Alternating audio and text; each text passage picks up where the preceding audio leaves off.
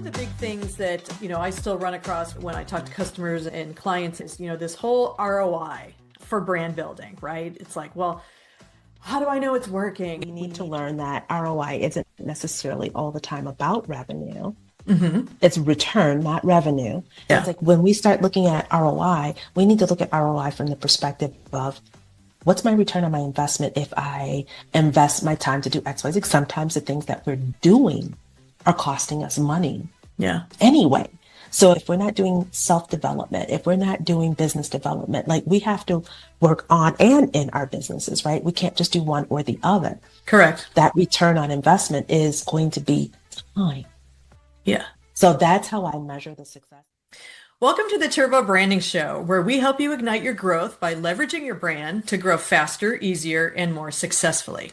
I'm your host, Sue Kirshner, and today I'm welcoming Sharon Ringier to the show. So let's jump in and turbocharge your brand. Thank you so much for being here, Sharon. I'm excited you're here. I am excited too. This is going to be really, really fun. Excellent. But yeah, I'm excited for listeners to hear us talk about creativity versus consistency when it comes to brand building and the importance of branded experiences, because I think it's a strategy that not a lot of small and mid-sized businesses look to for growth. But before we jump in, let me tell listeners a little bit more about you, Sharon, and why you're the perfect guest to come on and talk about entrepreneurship, mission-driven branding, creativity, and experiences to showcase a brand like we just talked about. Sharon Ringier is the founder of the Possible Woman Collective and the Possible Woman magazine. With over 20 years of entrepreneurial experience, she empowers creative women entrepreneurs to turn bold ideas into action, grow their impact, and build thriving, connected communities. She is passionate about collaboration, consistency, and celebration, and she likes to create spaces where women can rise together, overcome obstacles, and step fully into their potential. But what interests me is that her brand is more than a business, it's a movement. It's designed to create experiences, education, and community that give women the tools, confidence, and visibility they need to grow their impact. So, pretty cool, huh? Is there anything I missed in that? Got it all. All right. Well, before we jump into a discussion on creativity and branded experiences, let me ask you a little bit more about your journey to this point and why you launched your company. Oh, that's a whirlwind of a question. Yes. So I started out as an event planner and I did weddings, corporate, and social. Learned a lot about the whole networking space, and I'm coined networking queen, networking fairy, connection fairy, because I truly believe in the power of relationship. So for me, it's like when I started looking at doing businesses, so the event planning was first, and then literally said, hey, God, if you want me to do this women's empowerment thing, you're gonna have to take the planning off my side, off of me, because it was consuming me. And I wanted to be able to be more impactful for helping women with building. And Okay. so that shift happened, and it happened in like a crazy flurry. And I had no desire to plan anything anymore. Like it was a real thing. I didn't even plan my son's wedding. Like I showed up, he's like, Mom, I just wanted you to be mom anyway. And I'm like, okay, so at least I can plan my outfit. So I had a custom, I designed it. My girlfriend made it for me, and I had a clothes Wow. change at the wedding. Like it's all about that impact. And we're going to talk about like the branding experience, because the branding experience is more than what we think branding is. It's Yes, like how we show up is the brand. absolutely. So yeah, so that's kind of how I got, how I got started getting into wanting to even help women. And I know I'm probably all over the place, but I get so excited about this Yeah. because it's like I wanted to help women, and it's like, how do I help them basically one, see themselves for who they are? Because I mean, Target is Target, Walmart is Walmart, but Target has the red circle, and you see it, you know it, or you see the swish under the C. Or so, and I used to work in marketing back in the day for craft, like when my kids were really, really, really small. So I Okay. understood the value of their logos showed up a certain way. And the best way I could describe it was hearing Simon Sinek talk about that. And that was like, if you see, when you see Harley, for instance, Harley Right. Davidson is a lifestyle. Right. iPhones, people, while y'all are on the dark side, and I was sort of kind of, I was kind of I'm kind of a pseudo I person, but I'm really Samsung. But it's Yeah, like that's a sure. lot. Those are fighting words, Sharon. So it's like when I learned that, it's like, how do I help women grasp that concept of it's like purpose over perfection. You know what I'm Hmm. saying? It's like, what's the purpose of it?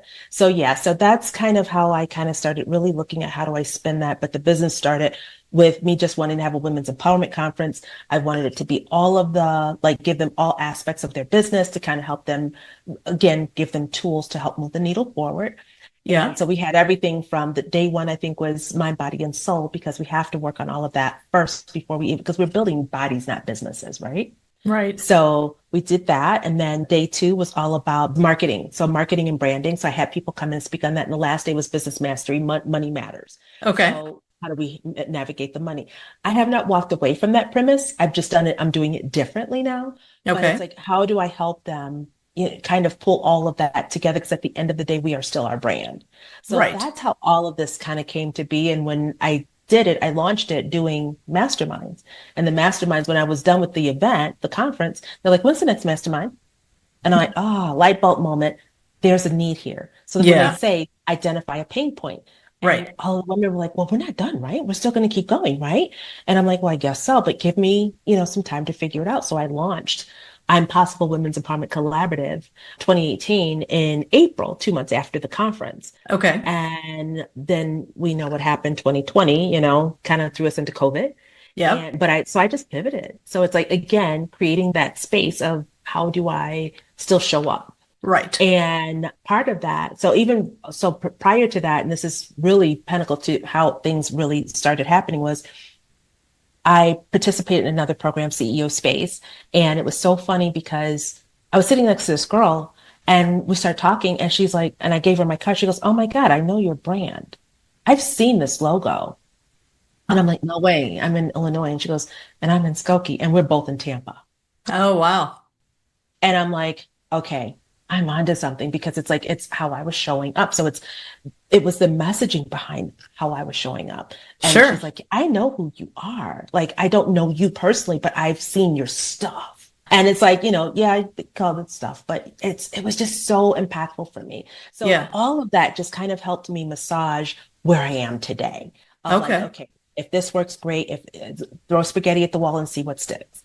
And I always tease about that because I'm like, there's some entrepreneurs that can do it, and the spaghetti is still sitting at the manufacturer. Actually, it's still sitting in the spot where they make it, and it's sitting as flour and yeast and water. Yeah. That's where it's sitting, but they're still throwing and trying to see what sticks. And there's a blessing and a curse to that. So, but that all of that to say, this is how I got here Yeah. is it was the thought process of like what would really set me apart in a positive light Sure. for women to feel safe and want to share, where their journey is so that I can figure out what is it that I need to share to help them.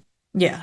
No, and what I love about that is a couple different lessons there. Let me unpack that a little bit. What I love is the idea of, the brand promise has stayed the same. You've talked about pivoting, you've talked about reinventing, you've talked about how do I show up differently and things like that. But the brand promise is always the same, which is what I Yes. tell a lot of my clients too. It's like, sure, your messaging might change to be a little bit more relevant. Maybe your target market change, maybe the service, product, or community you're building, whatever it is that is your offering might change, but it's still rooted and based in this core promise. And in your case, it's how do I help women thrive, women business owners thrive and find Exactly. their passion. And so I love when you talk about that. And then the other thing too is, there's a big difference between awareness, right? Is someone saying, oh, I've seen that logo and things like that. But, the gold is, do they see that logo? And then immediately all of your messaging and the positioning that you want them to think about you comes to Mhm. mind. And when that happens, then ooh, you've got Oh, brand strength, right? it was gorgeous because she became one of my chapter presidents when I was running Okay. chapters. And she was like, I'm in. Like, she got it. Like, she understood it because she knew what I stood for. So it Right. wasn't like you said, it wasn't just the logo, but do you get it? Yes, absolutely. Absolutely. And that's what we're all striving for. So I want to unpack a little bit more about when you say, your brand is more than a business, it's a movement. So what does that mean? Because we've talked a little bit about, you offered masterminds and then you've got this collective, which sounds like community and things like that. But really, what are you talking about when you say it's a movement? And do you think is that mission-driven branding or is this something different? So when I talk about that, I'll give you a quick example. I just moved to Colorado Springs, closed up Hmm. my house August 14th. I did have two or three friends here. I hosted an ornament exchange on December 6th. Yeah. I had 14 women, and only one of those three women that I knew were there. 14 women in my house. Okay. And the girl that did know me, she's like, I did not get the magnitude of how you network because she started asking every single person, how do you know Sharon? Because she just moved here.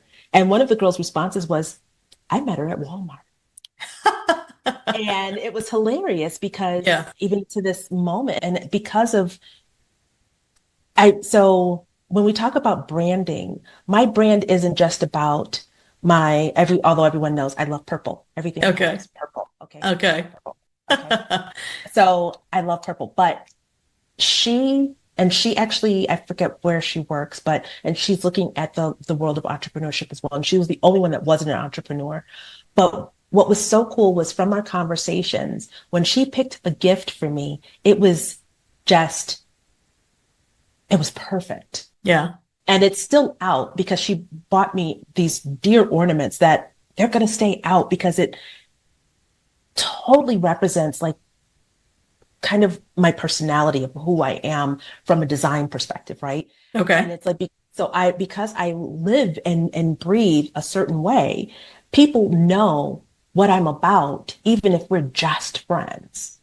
So because I've always been taught that your net worth is your network. So it's like Hmm. you may not be like my ideal client, you may not be the person that I'm going to work with or even have in my community, but I have friends that will be, hey, my cousin is doing XYZ in business. Can I refer her to you? Absolutely. Yeah. Because they know me, the person, and it doesn't deviate between business and personal. So I always say I also empower women to live their best lives, both personally and then professionally. So I try to do it in that order. Not Yeah. try, I actually do it in that order because personally, it's like I am who I am throughout my business. I'm a person first and I'm a human being first.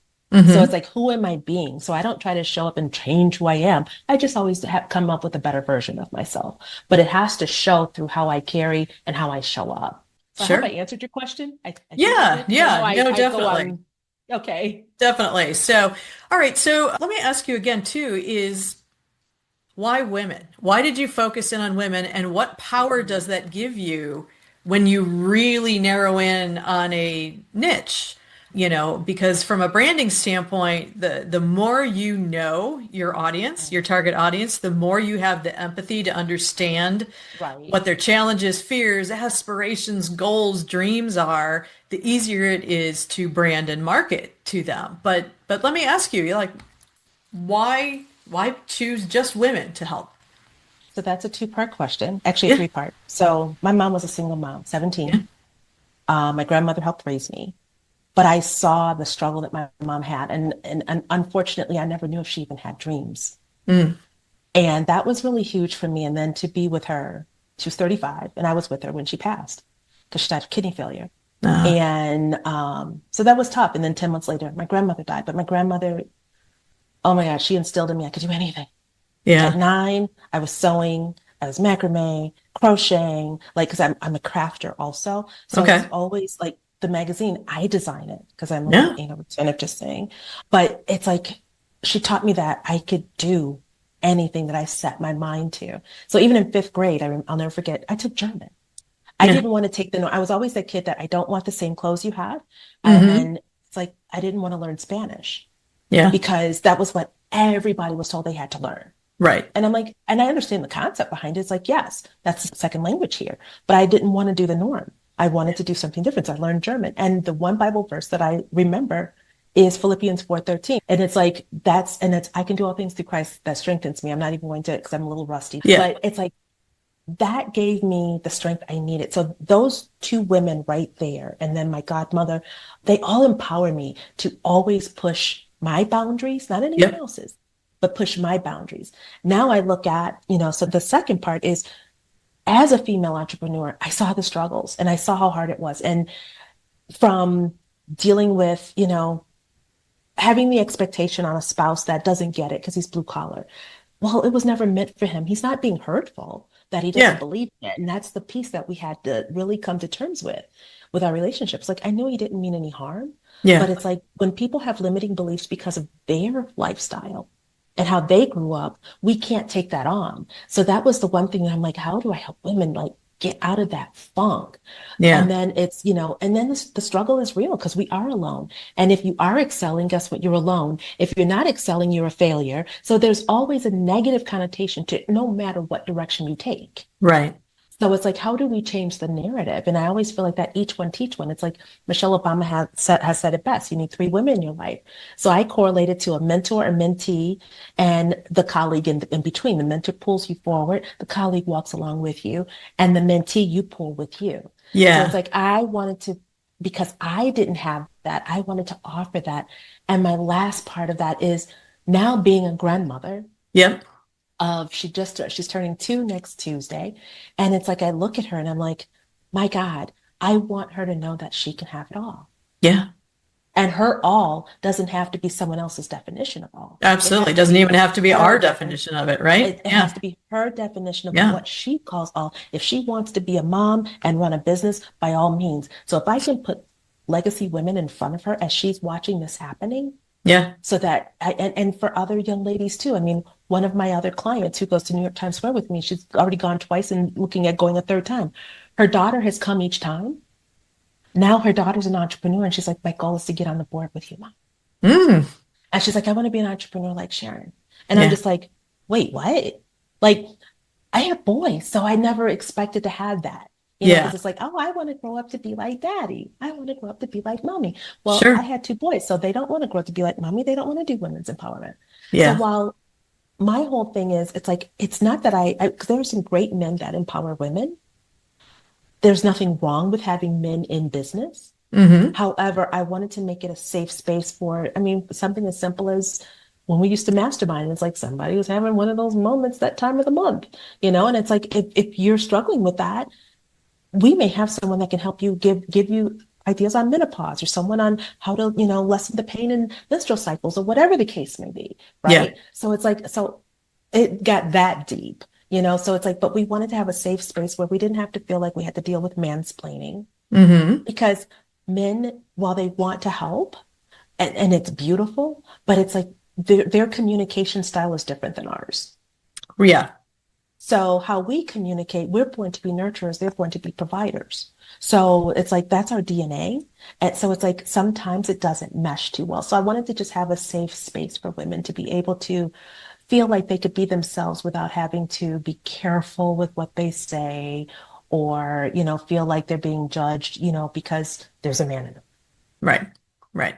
No, So that's perfect. kind of why the Understand it. space was created. Yeah. Yeah, no, I love the passion you have behind it. I mean, your why is absolutely clear, and I Thank love you. that. So, well, let's shift a little bit because we've alluded to this a little bit. Let's start to talk about what is a branded experience, right? Because your brand is the culmination of your messages as well as the experience. But when you think about experience, a lot of times you just think that that's just how you, as you said, show up, right? So it's how you deliver your product or how you offer your service or the way that you speak if you're in front of someone speaking and educating and things like that. But I know you use your creativity and your platform to create branded experiences. So define what that is for us and what's the value of doing those. So my idea of branded experiences is so someone asked me the other day, "What's your 3 words?" And it's like, at the end of the day, everything about what I do has always been clarity, purpose, and visibility. Because that's the Mhm. one thing. It's like, how do I get visible? How do I get visible? So when I decided to do the magazine, it was supposed to be a one-time thing. And a friend of mine called me. She has her own streaming platform, and she's like, "So is this a one and done, or are you doing it again?" And I'm like, Yeah. I think I'm going to do it again because this was pretty cool. And she's like, so I got to share that uh, I know people that do magazines and they pale in comparison to what you offer. And I was just like mind blown. She had me in Yeah. tears. And because I'm like, I know that other people, I mean, I've seen other magazines and they're amazing. But what she shared was the thing is, you're offering a space for women to have a voice. Hmm. Again, that visibility, right? Even though it's, you're speaking it, but it's a voice. I'm helping them be seen. Yeah. So as I looked at, what does that look like? Especially because we were, when I first launched it, it was Women's History Month. And I shared and I just called random people that I knew that were in business, from network marketers all the way up to TV talk show hosts. Okay. I had their bios in there and I featured a woman every day because again, I thought I was doing it one time. Because I was actually putting this together for a retreat that I was planning that April. Yeah. And as I did that, I'm like, okay, that really went well because I wasn't even anticipating selling it. And I sold 35 copies in 3 weeks Mm. after launching it. I'm like, oh, I didn't know I genuinely didn't see that coming. Be Yeah. careful telling God your plans because he's going to laugh at you. So then as we fast forward, I'm like, well, I came out the gate pretty strong. What can I do? And someone that I knew that popped up and they were on New York Times Square. And I'm like, okay, I want to do that. But it has to be more than just a billboard Hmm. because, again, anybody can get a billboard, honestly. I wanted to create an experience for these ladies for them to feel it. So it's like with alignment comes confidence. When Okay. you're clear and you have the alignment, those two together equals confidence. And so I wanted them to show up for themselves. And this isn't about ego. This is about how do you show up? Because when you start showing up in such a way, and they always say, oh, you need to be on stages. Well, that's the biggest damn stage you will ever be on. New York Times Square, and you don't even have to open your mouth. You just smile. Yeah. And people are like, how did you get on New York Times Square? And Yeah. that's what I get from everybody that's done it. It's like, how did you get on New York Times Square? Yeah. So I wanted to give them a voice and that visibility and all of that. So it's like so now we're approaching our third year. So the first year was like, oh, I will get the collateral for you. We'll take photos of your image, of your billboard. You don't even have to show up. I get a call. Hey, can I go? And I'm like, sure. Want to be there? Sure. 6 women actually came in. Yeah. On my first year was 11 of us. One couldn't because she was in Amsterdam and due like literally in a month. And I'm like, no, honey, you come and they're going to be doing CPR on me while you're in labor. Because if you go into labor while you're in Times Square, I'm done. I'm cooked. Yeah. So we did that. So 6 of them came. And then I looked up that night, the one that she called last minute. She's like, I can't make it. I can't make it. She caught hands, foot, and mouth disease. And I'm like, well, thank you for not coming because Yeah. they went to Disney with her little guy and she went out. So and her problem was she was over it, but she says she was scabbed up. Oh, And this yeah. girl, when you see her, she is the epitome of a young version of Suzanne Summers. She is so freaking drop dead gorgeous. And she used to be a bodybuilder. Wow. She's amazingly beautiful. And all I saw was the back of her head. It popped up because she tagged me that night, and I'm still in New York. And I mean, it brought me to tears because she's pointing at her billboard, pointing Hmm. herself on the billboard, but you see the back of her head. And I'm just like, oh my God, she went out there. Yeah. And she tagged me. And I was just like, that is so sweet. So that year we had technically 7 women come. Yeah. Last year we had all but one come. Hmm. So when I knew they were coming, I'm like, so we got to do something different. And my dev girl came and she's like, well, I'm doing it too. But even though I'm a sponsor, I'm doing it because she wanted to be a part of it. And she wanted to help me because we both were wedding planners back in the day Okay. together. And she's like my best friend. And I was like, oh my God, what do you know, like what do you have for ideas? And we took it up a notch, like in another level, like playing field, like not just like one notch in your belt. Like we had a new Okay. belt. It was a new Right. belt. And I was just like, oh my God. So, I learned so much even from that was like, how do we use the collateral? Because it's like, it's more than just you show up. It's like, don't do this. Not all money is good money. I say this all the time. Don't do it and then don't do anything with the collateral that I give you, your photos, your Absolutely. assets. The photo that we had of her up there, when she took her jacket off, she had on the same clothes. And Yeah. I'm like, damn, that was brilliant. So I was in my cold, it was cold. I was in my little yellow jacket and I wasn't changing. Yeah. But I was just like, I didn't even have the clothes on that I had anyway, because I'm like, my photo was different, but she had just done a photo shoot, but she understands the whole branding side of it. But Right. when I talk about the experience, it's like, okay, again, you can do the billboard yourself. But what I offer for the experience of it is you get to get interviewed in the magazine, the special issue. You get, to write about like, whatever your expertise is in the regular magazine. We interview you on, Her Story Unveiled, basically the channels, because I have a channel as well. Right. So there's so many moving parts, but I create this experience for them and that went well. This year, we're actually adding in having others feed into them like, okay, you're going to do this experience, but this is some things that you can do to enhance what you get out of it. So, like, I just did an interview with one of our attendees, and she's actually part of helping us with getting room blocks. So, we even made that simple. Hmm. I want when they come to feel like, oh my God, this was all about helping me show up so I can show up a better me. So Okay. we've got the room blocks, but we're talking about in the interview of you're traveling alone and how do you make the most of it when you're there with others and and more than just being there with others, making the connections before we even show up, so that you when you get there, it's almost like you're feeling like you're part of something bigger than you. Right. Right. So the whole experience is like it's onboarding them and making them feel like they're valued. And when we show up with that kind of confidence in our businesses, it only grows. So it's like because they feel celebrated, you know what I'm saying? Yeah. And they feel like their voices are heard. And it's like a child, they feel great when they feel heard. And Yeah. my grandmother taught me early on, she didn't care what I talked about. She acknowledged me though.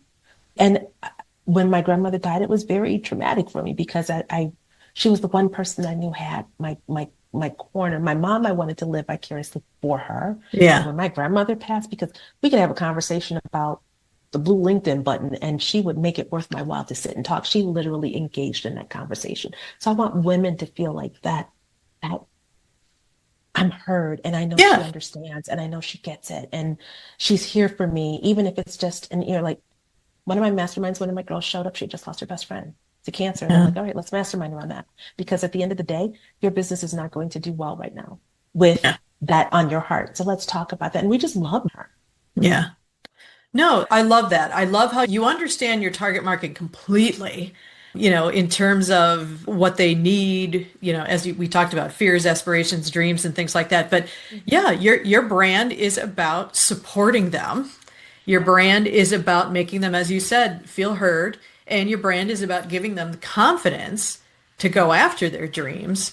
Whether it's, there's one thing to get tools and resources to help you build your Right. business. It's another to get the confidence you need to make Right. tough decisions or to keep going in the face of adversity or to stay the course when there's so many people telling you, oh, you can't do that, or no, try this, or things like Right. that. So I love that when you're talking about this branded experience, you took it to a new level by showcasing people in one of the most well-known crowded atmospheres that you could Mhm. possibly be in, giving them Yep. the confidence to say, hey, I was on Times Square, right? But then you also took it a step further and are telling them, okay, well, now you've got your pictures and your photos and they're amazing, but what do Mhm. you do with it?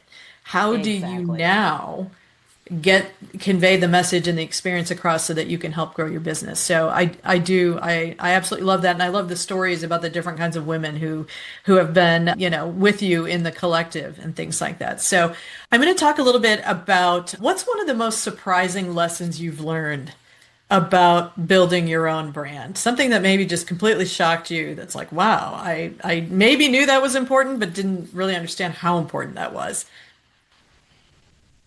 Targeting my expectations. Okay. I alluded to, talking to my husband about, like, when we had my launch for the business. And I was really frustrated and felt alone because I'm like, you don't get it, you don't understand it. Just, of course, the mansplaining. But it's one of those of where it's like, how could he get it? God didn't lay it on his heart. And I forget what meme I saw. And I was just like, it was like a light bulb moment because I was just like, oh my God, I have been like, it convicted me. Like, I should not be putting this on him. He's doing exactly what he's supposed to be doing. Hmm. So me and these damn expectations that I have that you're not supporting me, you're not listening to me. Well, no, he doesn't get it because he doesn't walk in the same shoes that I do. Absolutely. In So other that words, was, he's not your target market, he's so not my he doesn't target see what market. you see or want what you want your audience to understand about your business. Right. So I mean he wants to see me succeed, Yes. but he doesn't know what that looks like. Right. So, funny story, I called him up when I had my launch and I'm like, and I told everyone, I'm like, so today I didn't bring my husband, I brought my boyfriend because he went and got a haircut that day. Yeah. And he looked like he's German and he looked like Hans. And I'm like, you had to get your hair cut today. Today. They buzz cut it. It's so short. I'm like, pencil head. Like it doesn't like it needed to grow out a day or two before you did that. But he comes up and the deacon of my church was like, oh man, I didn't even recognize Dan without the hair. And because they really cut it short. But it was so funny because when he came up and I'm like, I owe you an apology. And it was actually very freeing as well, because it's like when I realized that if I cannot put expectations on someone else and only like absorb what I need to absorb, I've just released so much stress Hmm. of having to worry about someone else having to believe in me. And I literally walked into the whole thing with, you know what? You don't have to believe in me. You don't have to like it. You don't have to care. Just love me. And I'll be okay because I can, if I walk a certain way, I might actually bring you along with. You know what I'm saying? I'm not saying like I'm going to leave him behind, but when we walk a certain way, people are still watching. And as we walk, they might join you on that walk, or at a minimum, at least be on the sidelines cheering you on once they understand that there is no expectation on them because it's not their dream. Right. So that was really huge for me because I had such an empowering, like my mom and my grandmother were always there to, be with someone that's supposed to be with me the rest of my life, didn't get it. Yeah. And it was like I had to change this Yeah. in order to like forgive that of myself of expecting it of him. Got it. Yeah. Excellent.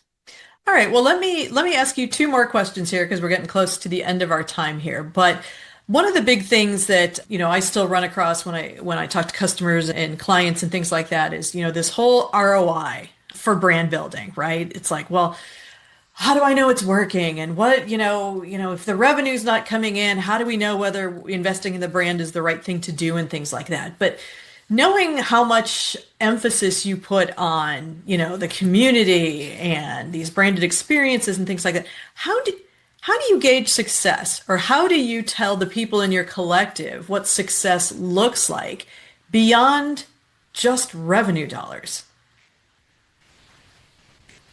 It's partial the story I told you about the relationship building, Hmm. but even bigger than that. So, and I understand ROI, but we need to learn that ROI isn't necessarily all the time about revenue. Hmm. It's return, not revenue. So if you invest your time in something, it's kind of like we invest our time in our children. Right. How do you measure that success? Because kids are going to absorb what they want to absorb, Right. right?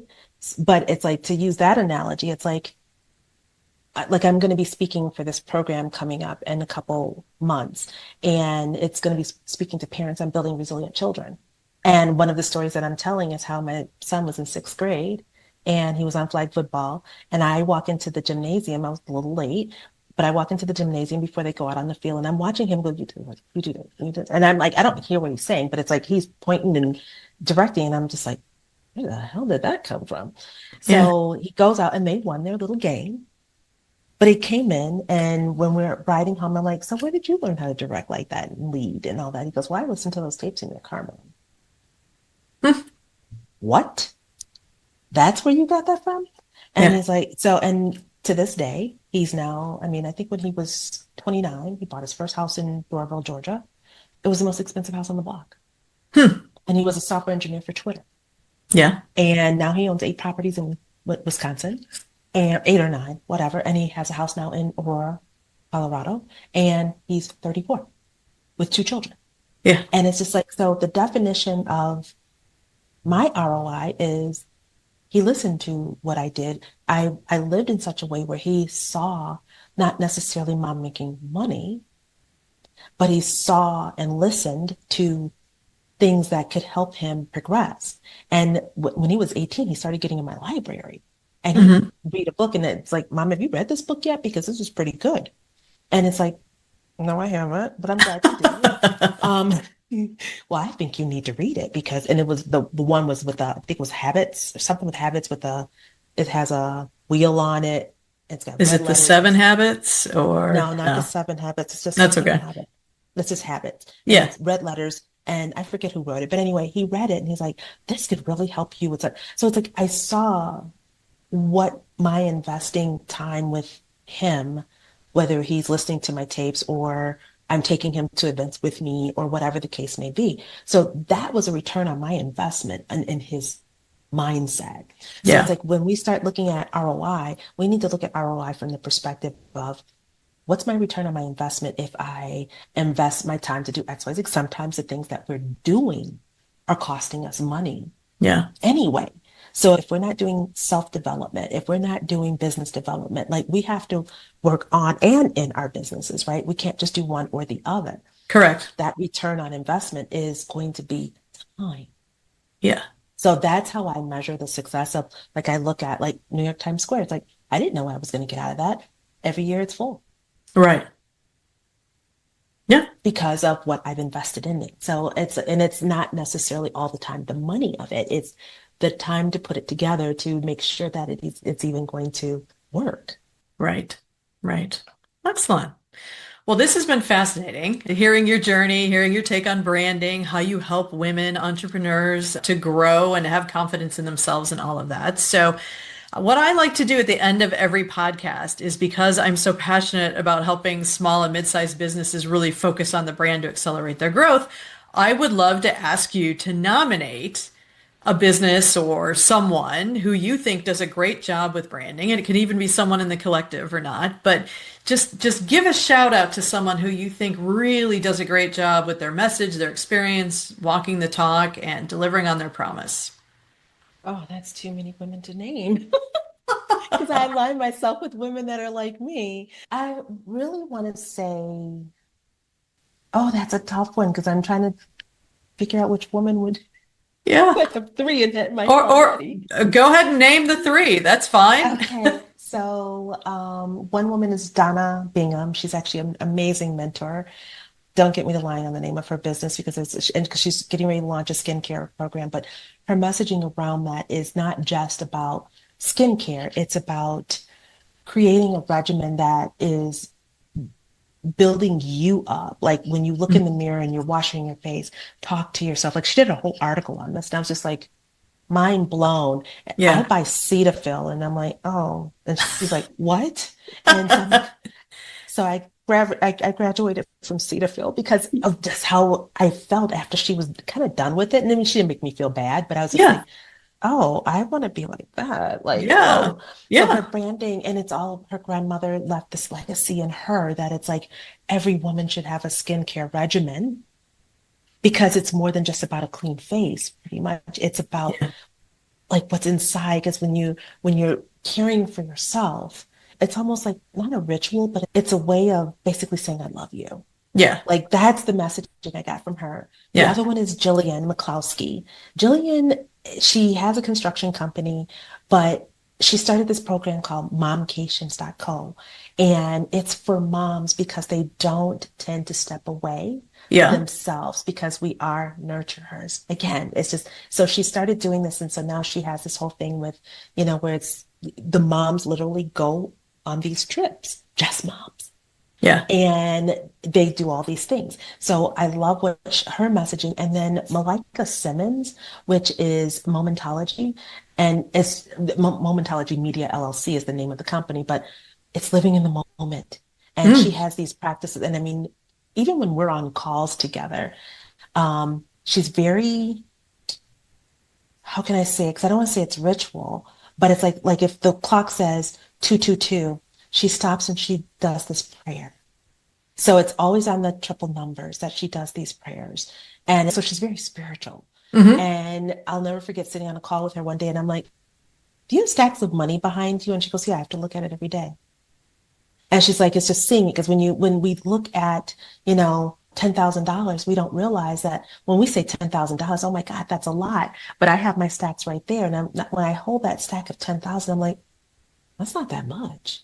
Mm. Why do I think that that's so hard to attain? So it's like these women truly get that mindset work and that self-love. And, how do you just show other people how to empower themselves to walk in their greatness? Wonderful. So Huh. those are the three I have. And I mean, and as I was talking, I'm like, oh, there was one more, but I'm done. Yeah. No, those are amazing. Thank you for sharing. I You're can't wait so to welcome. share those in the show notes. So perfect.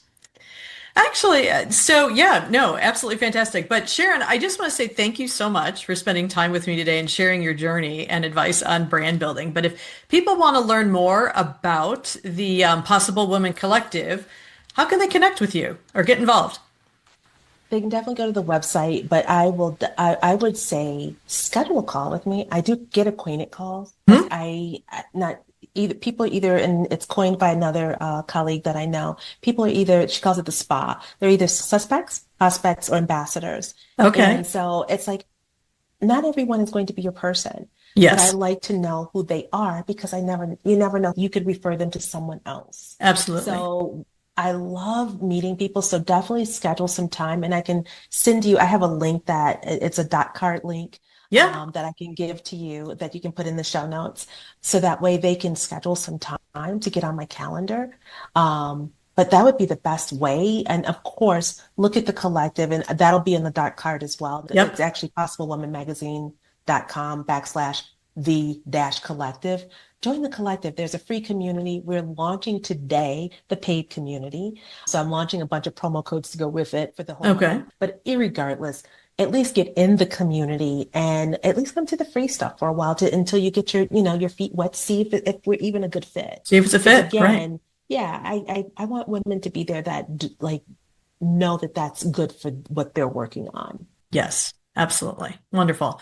Well, thank you so much for being here today, Sharon. I am thrilled that you gave us some of your insights and ideas on branding. I'm very excited, and I hope a lot of people go check out the collective because what you do is absolutely essential for a lot of women business owners. So it's Thank you wonderful. so much. Thank you Yeah. so much. And Yeah. thank you Thanks for even again. having me here. This was great. Yeah, wonderful. So, well, and thank you, listeners, for joining us for this episode of the Turbo Branding Show. I hope you've been inspired to ignite your growth by leveraging your brand.